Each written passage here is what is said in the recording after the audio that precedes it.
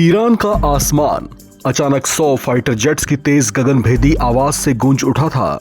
लोग इससे पहले कि कुछ समझ पाते, आसमान से अचानक शोले बरसने लगे।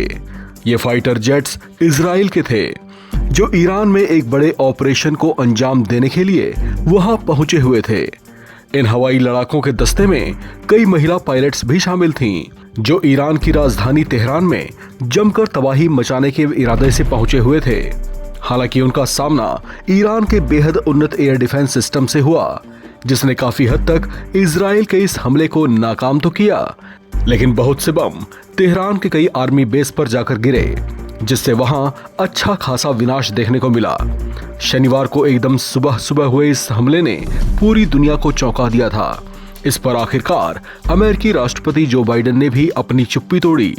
उन्होंने कहा कि ऐसा लगता है कि इजराइल ने सिर्फ ईरान के मिलिट्री टारगेट के अलावा किसी और चीज पर हमला नहीं किया।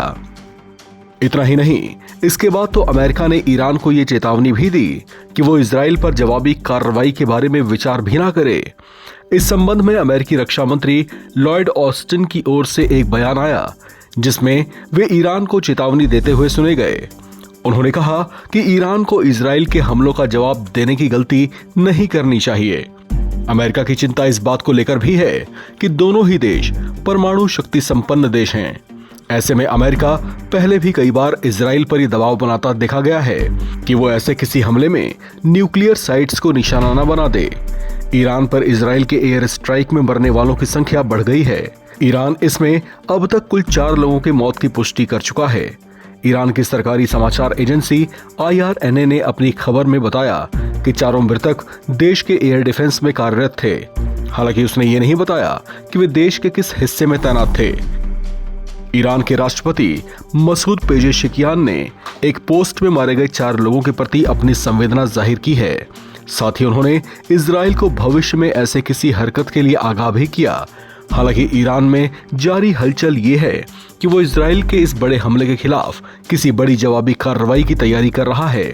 ये भी कहा जा रहा है कि ईरान का ये संभावित जवाब इजराइल के लिए किसी बड़े सरप्राइज से कम नहीं होगा।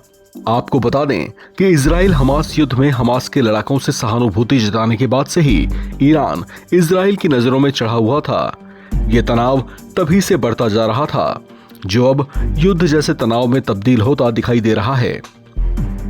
इस खबर में फिलहाल इतना ही। बाकी अपडेट्स के लिए आप बने रहें NBT ऑनलाइन के साथ।